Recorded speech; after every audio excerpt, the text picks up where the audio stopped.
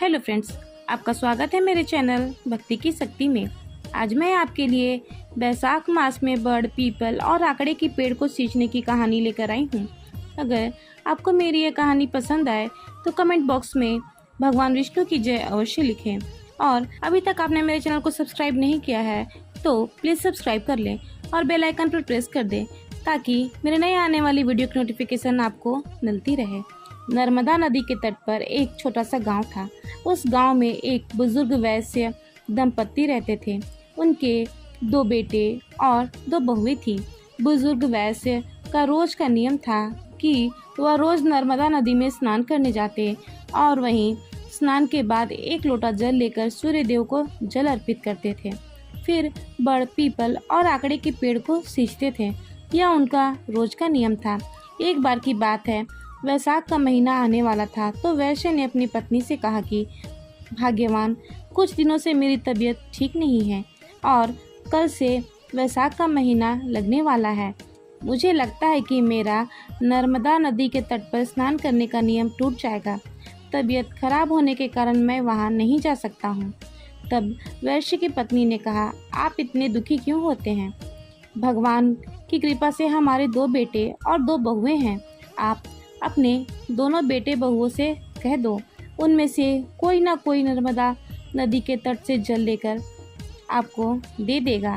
तब वैश्य ने कहा, भाग्यवान, इस बार मेरा बहुत मन है कि हम जोड़े से स्नान करें। तब वैश्य की पत्नी ने कहा, आपने तो मेरे मन की बात कह दी। मैं भी यही सोच रही थी। अब आप चिंता मत कीजिए, हम दोनों जरूर जोड़े से वैसाख स्नान करेंगे। तब वैश्य दंपति ने अपने दोनों बेटों और बहुओं को बुलाया और अपने मन की बात अपने बेटे और बहुओं को कही। तब वैश्य का बड़ा बेटा बोला, पिताजी, आप तो जानते ही हैं कि मैं दूसरे शहर में नौकरी करने जाता हूँ और सुबह 5 बजे ही घर से निकल जाता हूँ, तो मैं आपका यह काम नहीं कर पाऊँगा। फिर बड़ी बहू बोली, पिताजी, मुझे भी सुबह जल्दी उठकर इनके लिए खाना बनाना पड़ता है, इसलिए मैं भी आपके लिए नर्मदा नदी से जल नहीं ला सकती। क्योंकि 1-2 दिन की बात होती तो मैं कर भी लेती, लेकिन पूरे महीने का नियम है, ये नियम नहीं निभा पाऊंगी। तब वैश्य का छोटा बेटा और बहू ने कहा, माँ, पिताजी, आप चिंता मत कीजिए, हम दोनों नर्मदा नदी से रोज जल लेकर आया करेंगे। आप दोनों जरूर वैसाख स्नान करना। यह कहकर वे दोनों कमरे में चले गए। फिर छोटे बेटे ने अपनी पत्नी से कहा, सुनो, मेरे मन में भी एक विचार आया है कि हम दोनों माँ पिताजी के लिए जल लेने नर्मदा नदी तो जाएंगे ही, तो क्यों ना हम दोनों भी जोड़े से वैसाख स्नान करें। तो उसकी पत्नी बोली, ठीक है, हम दोनों भी जोड़े से वैसाख स्नान करेंगे। तब छोटे बेटे ने यह बात जाकर अपने माता पिता को बताई। यह सुनकर वैश्य दंपति बहुत खुश हुए। दूसरे दिन सुबह 4 बजे ही वैश्य के छोटे बेटे और बहू नर्मदा नदी के घाट पर पहुंच गए। दोनों ने नदी में स्नान किया और जल लेकर घर आ गए। घर आकर वह जल उन्होंने अपने माता पिता को दे दिया। फिर उस बुजुर्ग दंपति ने 1-1 लोटा जल निकाल कर रख लिया और बाकी जल से दोनों पति पत्नी ने स्नान कर लिया। लोटे के जल से सूर्य देव को अर्घ दी। फिर बड़, पीपल, आकड़े के पेड़ को सींचा। बड़, पीपल और आकड़े के पेड़ की पूजा की तथा 5 परिक्रमा भी की। फिर छोटे बेटे और बहू उन्हें भोजन देते हैं।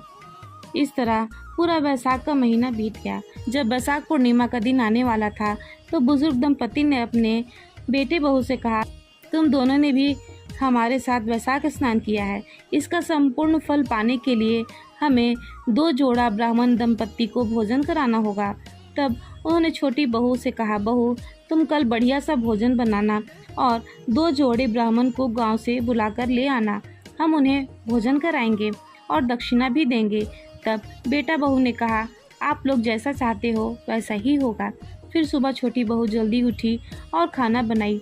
भोजन तैयार करने के बाद गांव से ब्राह्मण ब्राह्मणी को बुलाने गई तो रास्ते में उसे 2 ब्राह्मण और ब्राह्मणी आते हुए दिखाई दिए। तो छोटी बहू ने सोचा कि ये शायद कोई तीर्थयात्री है, ये हमारे गांव के तो नहीं हैं, क्यों ना भोजन के लिए मैं इन्हें ही घर ले आऊं। फिर छोटी बहू उनके पास गई और उन्हें प्रणाम किया। और बोली, हे ब्राह्मण, आज वैशाख पूर्णिमा के दिन हमारे सास ससुर जोड़े से 2 ब्राह्मण और ब्राह्मणियों को भोजन कराना चाहते हैं। कृपया आप मेरे साथ भोजन करने के लिए मेरे साथ मेरे घर चलिए। तब वे ब्राह्मण और ब्राह्मणी बोले, बेटी, हम तो तीर्थयात्री हैं, हमें भोजन मिल जाए इससे बड़ी बात क्या हो सकती है। फिर बहू उन ब्राह्मण ब्राह्मणी को अपने साथ अपने घर लेकर आई और उनके लिए भोजन परोसी। सब ने भरपेट भोजन किया। फिर वैश्य दंपति ने उन्हें कपड़े और दक्षिणा दी। उन ब्राह्मण और ब्राह्मणी ने उन्हें आशीर्वाद दिया। फिर वैश्य दंपति ने अपने बेटा बहू से कहा कि इनके चरणों को धोने के लिए जल लेकर आओ। बेटा बहू जल लेने चले गए। फिर बुजुर्ग दंपति उनके पैर पोंछने के लिए कपड़ा लेने कमरे में चले गए। वो ब्राह्मण और ब्राह्मणी और कोई नहीं बल्कि भगवान राम और सीता थे तथा भगवान विष्णु और माता लक्ष्मी थी। ब्राह्मण और ब्राह्मणी का वेश धरकर वैश्य दंपति और उनके बेटा बहू को वैशाख स्नान पर बड़ पीपल और आकड़े के पेड़ को सींचने का पुण्य फल देने आए थे। वे वहां से अंतर्ध्यान हो गए। जैसे ही वैश्य दंपति और उनके बेटा बहू वहां आए तो वहां कोई नहीं था, लेकिन उन्होंने देखा कि उनका घर अन्न धन से भरा हुआ है। उन्हें बहुत आश्चर्य हुआ। उन्होंने उस जगह देखा जहां पर राम और सीता बैठे थे।